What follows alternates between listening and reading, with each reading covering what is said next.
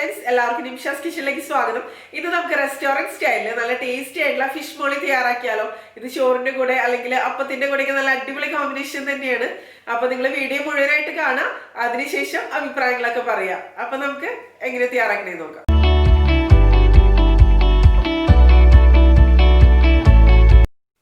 Fish മോളി തയ്യാറാക്കാൻ വേണ്ടിയിട്ട് ഞാനിവിടെ 1/2 കിലോ സിൽവർ പോംഫ്രറ്റ് ആണ് എടുത്തിരിക്കുന്നത്. ഇതിപ്പോൾ നന്നായിട്ട് ക്ലീൻ ചെയ്തതിന് ശേഷം കഴുകിയെടുത്തിട്ടുണ്ട്. അപ്പോൾ ഇതുപോലെ ഞാനൊന്ന് വരഞ്ഞെടുത്തിട്ടുണ്ട്. അപ്പോൾ മസാലയൊക്കെ പെട്ടെന്ന് തന്നെ ഉള്ളിലേക്ക് പിടിച്ച് കിട്ടാൻ വേണ്ടിയിട്ടാണ്. അല്ലാന്നുണ്ടെങ്കിൽ ചെറിയ കഷ്ണങ്ങളായിട്ട് മുറിച്ചെടുക്കാം. ഇപ്പോൾ സീർ ഫിഷ്, കിങ് ഫിഷ് അതുപോലുള്ള മീനുകളാണെന്നുണ്ടെങ്കിൽ റൗണ്ട് ആയിട്ടുള്ള സ്ലൈസസ് ആയിട്ട് മുറിച്ചെടുക്കുന്നതായിരിക്കും കുറച്ച് നല്ലത്. അതുപോലെ ഈ ഒരു റെസിപ്പിക്ക് വേണ്ടിയിട്ട് ദശ കട്ടിയുള്ള ഏത് മീൻ വേണമെന്നുണ്ടെങ്കിലും നിങ്ങൾക്ക് ഉപയോഗിക്കാം. ഇനി നമുക്കിതൊന്ന് മാരിനേറ്റ് ചെയ്തെടുക്കണം. അപ്പോൾ ഇതുപോലെ മുഴുവനായിട്ടാവുമ്പോൾ കുറച്ചും കൂടി കാണാൻ നന്നായിരിക്കും. അതുപോലെ വരഞ്ഞു കൊടുക്കുമ്പോൾ മസാലയൊക്കെ നന്നായിട്ട് തന്നെ ഉള്ളിലേക്ക് പെട്ടെന്ന് പിടിച്ച് കിട്ടും. പിന്നെ ഫിഷ് മോളി എന്നൊക്കെ പറയുമ്പോൾ ഒരുപാട് മസാലയൊന്നും ചേർത്തിട്ട് തയ്യാറാക്കണ ഒരു ഫിഷ് കറിയൊന്നുമല്ല. ഇതിൽ മെയിനായിട്ട് ഒരു ടേസ്റ്റ് എന്ന് പറയുന്നത് നാളികേരപ്പാലിൻ്റെയും അതുപോലെ ഫിഷിൻ്റെ ഒരു ഫ്ലേവർ തന്നെയാണ് മുന്നിട്ട് നിൽക്കുക. ഇനി നമുക്കിതൊന്ന് മാരിനേറ്റ് ചെയ്തെടുക്കണം. അപ്പോൾ അതിന് വേണ്ടിയിട്ട് ഈ ഒരു പ്ലേറ്റിലേക്ക് ഞാൻ ഒരു 1/4 ടീസ്പൂണോളം അളവിൽ മഞ്ഞൾപ്പൊടി ചേർത്ത് കൊടുക്കുകയാണ്. അതുപോലെ ഈ ഒരു റെസിപ്പിയിൽ നമ്മൾ സാധാരണ മുളക് പൊടി ചേർത്ത് കൊടുക്കാറില്ല. പച്ചമുളകും കുരുമുളക് പൊടിയും തന്നെയാണ് ഇതിൽ ചേർത്ത് കൊടുക്കുക. ഇനി ഒരു 1/4 ടീസ്പൂണോളം അളവിൽ കുരുമുളക് പൊടി ചേർക്കുക, ആവശ്യത്തിന് ഉപ്പ് ചേർക്കുക. അതിനുശേഷം ഇതിലേക്ക് ഇനി ഞാൻ നാരങ്ങ നീരാണ് ഒഴിക്കുന്നത് പുളിക്ക് വേണ്ടിയിട്ട്. അപ്പോൾ നാരങ്ങ നീരിന് പകരം നിങ്ങൾക്ക് വേണമെന്നുണ്ടെങ്കിൽ വിനാഗിരി ആണെന്നുണ്ടെങ്കിലും ഉപയോഗിക്കാം. ഞാനിപ്പോൾ ഒരു നാരങ്ങ മുഴുവനായിട്ട് തന്നെ ഇതിന് വേണ്ടിയിട്ട് എടുക്കുന്നുണ്ട്.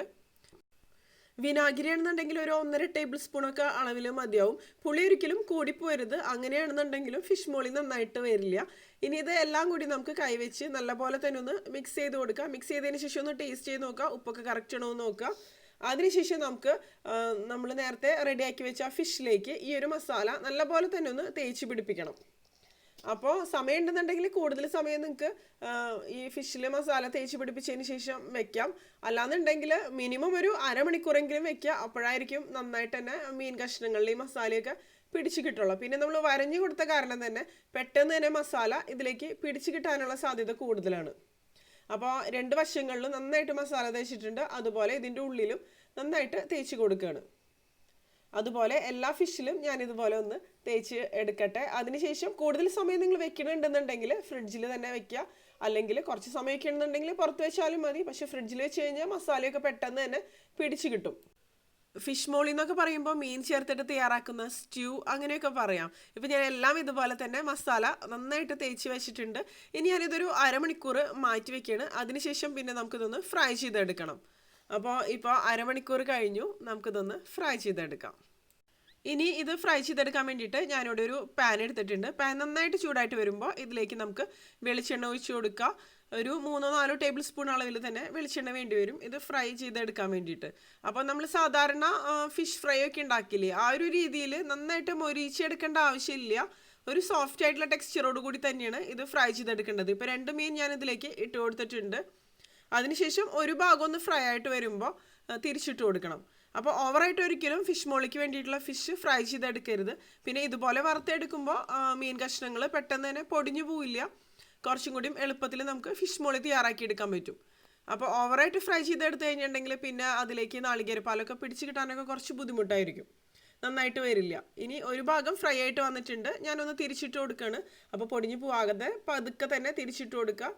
ഇതൊരു സോഫ്റ്റ് ആയിട്ടുള്ള ടെക്സ്ചറോട് കൂടി തന്നെയാണ് ഇപ്പോഴും ഇരിക്കുന്നത്. പിന്നെ ഫിഷ് മോളി എന്നൊക്കെ പറയുമ്പോൾ ഓരോ ഏരിയയിലും തയ്യാറാക്കണതിൽ വ്യത്യാസങ്ങളുണ്ട്. ചിലവർ തക്കാളി ചേർക്കും, ചിലവർ തക്കാളി ചേർക്കില്ല. അതുപോലെ ഹോൾ സ്പൈസസ് ചേർത്തിട്ട് തയ്യാറാക്കും. പിന്നെ ഗരം മസാലയുടെ പൗഡർ ചേർത്തിട്ട് തയ്യാറാക്കും. അങ്ങനെ ഓരോ ഡിഫറൻസ് ഉണ്ട്. പിന്നെ പല റെസ്റ്റോറൻറ്റ്സിൽ നിന്ന് കഴിക്കുമ്പോഴും പല രീതിയിൽ തന്നെയായിരിക്കും അവർ തയ്യാറാക്കുക. ഇപ്പോൾ ഒരെണ്ണം ഫ്രൈ ആയിട്ട് വന്നിട്ടുണ്ട്, നമുക്കിത് ഒരു പ്ലേറ്റിലേക്ക് മാറ്റി വയ്ക്കാം. ഇതുപോലെ നമുക്ക് എല്ലാ ഫിഷും ഫ്രൈ ചെയ്തെടുക്കാം. അപ്പോൾ പതുക്കനെ തന്നെ പൊടിഞ്ഞു പോകാതെ തന്നെ എടുത്തു വയ്ക്കാം. ഇനി ഈ സെയിം എണ്ണയിൽ തന്നെ ഇട്ടിട്ട് ബാക്കിയുള്ള മീനും നമുക്ക് ഫ്രൈ ചെയ്തെടുക്കാം. ഈ ഒരു ഫിഷ് കറിയുടെ റെസിപ്പി എന്ന് പറയുന്നത് ഇപ്പോൾ ചോറിൻ്റെ കൂടിയും അപ്പത്തിൻ്റെ കൂടിയും ഒന്നും മാത്രമല്ല, പുട്ടിൻ്റെ കൂടെയൊക്കെ നല്ല അടിപൊളി കോമ്പിനേഷനാണ്. എൻ്റെ പ്രിയപ്പെട്ട ഒരു കോമ്പിനേഷനാണ് പുട്ടും ഫിഷ് മോളിയും. നല്ല ടേസ്റ്റി ആയിട്ടുള്ള ഒരു കോമ്പിനേഷൻ തന്നെയാണ്. അപ്പോൾ നിങ്ങൾ ട്രൈ ചെയ്തിട്ടില്ല എന്നുണ്ടെങ്കിൽ ഒന്ന് ട്രൈ ചെയ്ത് നോക്കുക, തീർച്ചയായിട്ടും ഇഷ്ടപ്പെടും. അപ്പോൾ ഇതിൽ മെയിനായിട്ട് മീനിൻ്റെ ഒരു ഫ്ലേവർ തന്നെയാണ് മുന്നിട്ട് നിൽക്കേണ്ടത്. നമ്മൾ ഒരുപാട് നാളികേരപ്പാലൊക്കെ ഉപയോഗിച്ചിട്ട് ഒരുപാട് ലൂസായിട്ടല്ല തയ്യാറാക്കിയെടുക്കുക. പക്ഷെ എന്നാലും അത്യാവശ്യം ചാറോട് കൂടിയിട്ടുള്ള ഒരു കറി തന്നെയാണ്. ഇപ്പോൾ ഒരു ഭാഗം ഫ്രൈ ആയിട്ട് വന്നിട്ടുണ്ട്, നമുക്ക് ഈ മീനൊന്ന് തിരിച്ചിട്ട് കൊടുക്കാം. അങ്ങനെ രണ്ട് ഭാഗവും നല്ലപോലെ തന്നെ ഒന്ന് ഫ്രൈ ചെയ്തെടുക്കാം. പിന്നെ ഫിഷ് മോളി എന്നൊക്കെ പറയുമ്പോൾ ഉണ്ടാക്കിയെടുക്കാൻ വളരെ എളുപ്പമാണ്. ആകെ നാളികേരപ്പാൽ ഉണ്ടാക്കിയെടുക്കേണ്ട ആ ഒരു ബുദ്ധിമുട്ട് മാത്രമേ ഉള്ളൂ. ബാക്കിയൊക്കെ പെട്ടെന്ന് തന്നെ കഴിയും. വലിയ വഴറ്റിൽ പ്രൊസീജിയേഴ്സ് കാര്യങ്ങളോ ഒന്നും തന്നെ ഇല്ല. ഇപ്പോൾ എല്ലാ മീനും ഞാൻ ഫ്രൈ ചെയ്തെടുത്തിട്ടുണ്ട്. ഇനി ബാക്കിയുള്ള കാര്യങ്ങളൊക്കെ നമുക്ക് ഇതിന് വേണ്ടിയിട്ടുള്ളത് ചെയ്തെടുക്കാം. കണ്ടില്ലേ, ഇതിൻ്റെ ടെക്സ്ചർ കണ്ടില്ലേ? ഇത് ഇപ്പോഴും സോഫ്റ്റ് ആയിട്ട് തന്നെയാണ് ഇരിക്കുന്നത്. ഒരുപാട് ക്രിസ്പി ആയിട്ടോ അല്ലെങ്കിൽ ഒരുപാട് മൊരിഞ്ഞൊന്നുമല്ല ഫ്രൈ ചെയ്തെടുത്തിരിക്കുന്നത്. അപ്പോൾ ഇങ്ങനെ തന്നെ വേണം, അപ്പോഴായിരിക്കും കൂടുതൽ നന്നായിട്ട് തന്നെ ഫിഷ് മോളി നമുക്ക് റെഡിയാക്കി എടുക്കാൻ പറ്റുക. ഇനി മീൻ ഫ്രൈ ചെയ്തെടുത്ത ആ സെയിം എണ്ണയിലേക്ക് തന്നെ ഞാനൊരു 7-8 അല്ലി വെളുത്തുള്ളി ചെറുതായിട്ട് മുറിച്ചത് ഇട്ട് കൊടുക്കുകയാണ്. അതുപോലെ പിന്നെ നമുക്ക് ഇതിലേക്ക് ചേർക്കേണ്ടത് ഒരു മീഡിയം സൈസിലുള്ള ഇഞ്ചി നല്ല ചെറുതായിട്ട് തന്നെ മുറിച്ചെടുത്തത്. ഇനി ഇഞ്ചിയുടെയും വെളുത്തുള്ളിയുടെയും പച്ചമണം മാറണ വരെ നന്നായിട്ടൊന്ന് വഴറ്റിയെടുക്കാം. ആ ഒരു റോസ്മെല്ലൊന്ന് മാറി വരണം, അത്രേ തന്നെ വേണ്ടു. അപ്പോൾ ഈ സെയിം എണ്ണയിലേക്ക്, അതായത് മീൻ ഫ്രൈ ചെയ്തെടുത്ത സെയിം എണ്ണയിൽ തന്നെ നമ്മൾ ഇതുപോലെ വഴറ്റിയെടുക്കുമ്പോൾ ആ ഒരു മീനിൻ്റെ നല്ലൊരു ഫ്ലേവർ ഉണ്ടാവും. അപ്പോൾ എണ്ണ കൂടുതലുണ്ടെന്നുണ്ടെങ്കിൽ കുറച്ച് മാറ്റി കളയാം, അതിനുശേഷം ബാക്കിയുള്ള എണ്ണ മാത്രം ഉപയോഗിച്ചാൽ മതി. ഇനി ഇതിലേക്ക് ഒരു 2 സവോള, 2 മീഡിയം സൈസിലുള്ള സവോള ഇതുപോലെ നീളത്തിൽ മുറിച്ചെടുത്തതാണ് ഇട്ട് കൊടുക്കുന്നത്. ഇനി സവോള ഒന്ന് വഴറ്റിയെടുക്കണം. പക്ഷേ സാധാരണ കറികൾക്കൊക്കെ വേണ്ടിയിട്ട് നമ്മൾ വഴറ്റിയെടുക്കണ പോലെ ലൈറ്റ് ഗോൾഡൻ ഷെയ്ഡാക്കിയൊന്നും എടുക്കേണ്ട ആവശ്യമില്ല. സവോള ഒന്ന് സോഫ്റ്റ് ആയിട്ട് വന്നാൽ മതി, ഒരുപാട് സമയം വഴറ്റിയെടുക്കണ്ട. പിന്നെ സവോളയിലേക്ക് ആവശ്യത്തിന് ഉപ്പ് ചേർത്ത് കൊടുക്കാം. അപ്പോൾ മീനിൽ ഓൾറെഡി നമ്മൾ ഉപ്പ് ചേർത്തതാണ്. അപ്പോൾ ഈ സവോളയിലേക്ക് ആവശ്യത്തിന് മാത്രം ഇപ്പം ചേർത്ത് കൊടുത്താൽ മതി. പിന്നീടുള്ള ഉപ്പ് നമുക്ക് കറി തയ്യാറാക്കുന്ന സമയത്ത് ചേർത്ത് കൊടുത്താൽ മതി. ഇനി ഇതിലേക്ക് കറിവേപ്പില ഇട്ട് കൊടുക്കുക. അതിനുശേഷം നല്ലപോലെ ഒന്ന് മിക്സ് ചെയ്തെടുക്കുക. ഇത് നന്നായിട്ട് ഒന്ന് സോഫ്റ്റ് ആയിട്ട് വന്നോട്ടെ. ഇപ്പോൾ സവോള ആവശ്യത്തിന് തന്നെ ഒന്ന് വഴന്ന് ഒന്ന് സോഫ്റ്റ് ആയിട്ട് വന്നിട്ടുണ്ട്, ഇത് മതി. ഇനി നമുക്കിതിലേക്ക് പൊടികൾ ചേർത്ത് കൊടുക്കുക. പൊടികൾ എന്ന് പറയുമ്പോൾ അധികം പൊടികളൊന്നും ഇല്ല ഇതിലേക്ക്. അപ്പോൾ ആദ്യം നമുക്ക് മഞ്ഞൾപ്പൊടി തന്നെ ചേർത്ത് കൊടുക്കുക. മഞ്ഞൾപ്പൊടി ഞാനിപ്പോൾ ഒരു 1/2 ടീസ്പൂണോളം അളവിലാണ് ചേർത്ത് കൊടുക്കുന്നത്. മഞ്ഞൾപ്പൊടി ചേർക്കാതെയും ഫിഷ് മോളി തയ്യാറാക്കും. അപ്പോൾ അങ്ങനെ തയ്യാറാക്കുന്ന ഫിഷ് മോളിക്ക് ഒരു ക്രീമിഷ് കളറായിരിക്കും. ഇതിപ്പോൾ ഒരു യെല്ലോ കളറിലായിട്ടായിരിക്കും ഇരിക്കുക. ഇനി ഇതിലേക്ക് ഒരു 1/2 ടീസ്പൂൺ മുതൽ ഒരു 1/4 ടീസ്പൂൺ വരെ കുരുമുളക് പൊടി ചേർത്ത് കൊടുക്കുക. പിന്നെ ഒരു 1/4 ടീസ്പൂൺ അളവിൽ ഗരം മസാല. ഗരം മസാലയുടെ അളവ് ഒരിക്കലും കൂടിപ്പോരുത്, അപ്പോൾ ഫിഷ് മോളി കഴിക്കാൻ ടേസ്റ്റ് ഉണ്ടാവില്ല. ചെറിയൊരു ഫ്ലേവർ മാത്രമേ പാടുള്ളൂ ഫിഷ് മോളിക്ക്.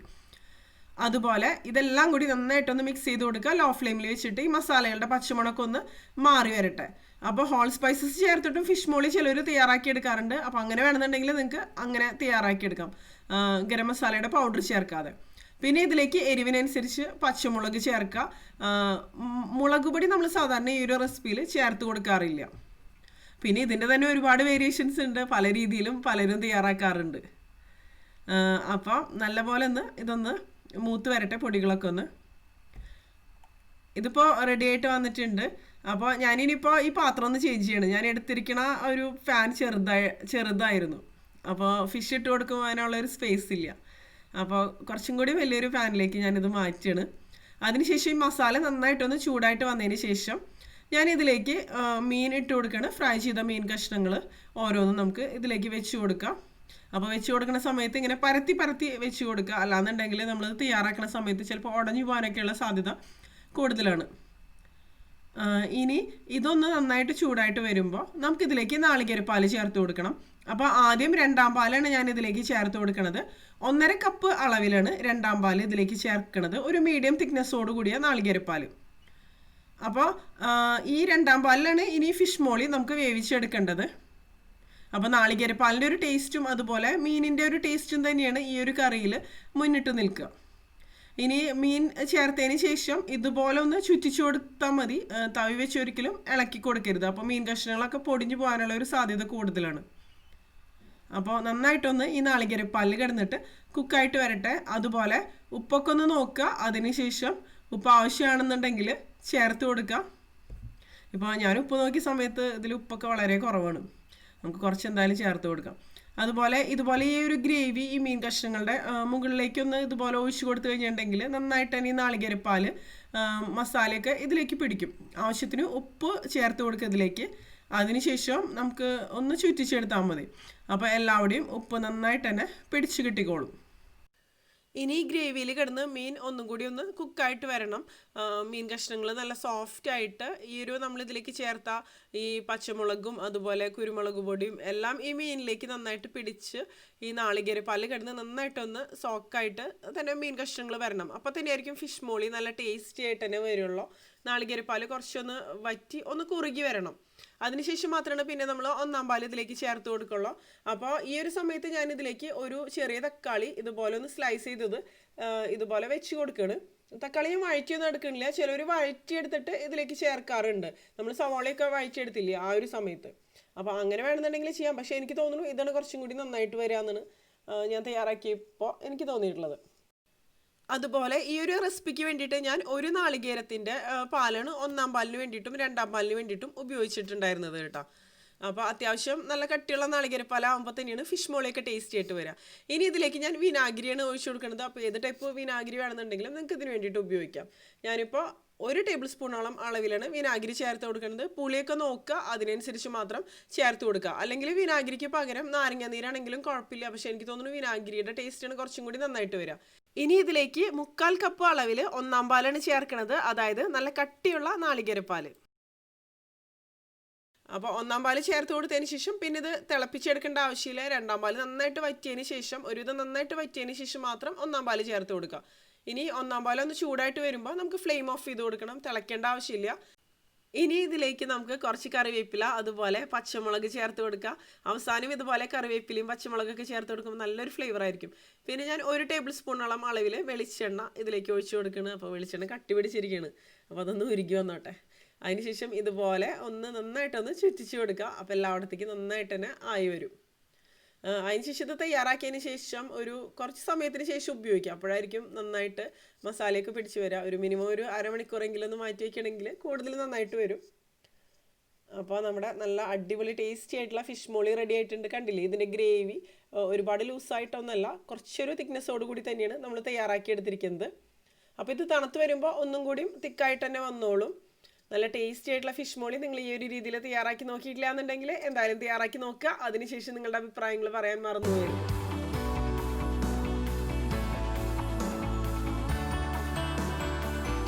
പിന്നെ വീഡിയോ ഇഷ്ടപ്പെടുകയാണെങ്കിൽ എന്തായാലും ഒന്ന് ലൈക്ക് ചെയ്യുക. അതുപോലെ നിങ്ങളുടെ കൂട്ടുകാർക്കൊക്കെ ഒന്ന് ഷെയർ ചെയ്തിട്ട് സപ്പോർട്ട് ചെയ്യുക. പിന്നെ നിങ്ങളുടെ അഭിപ്രായങ്ങളൊക്കെ കമന്റ് ചെയ്യാൻ എന്തായാലും മറക്കരുത്. അപ്പം മറ്റൊരു അടിപൊളി റെസിപ്പി ആയിട്ട് നമുക്ക് വീണ്ടും കാണാം.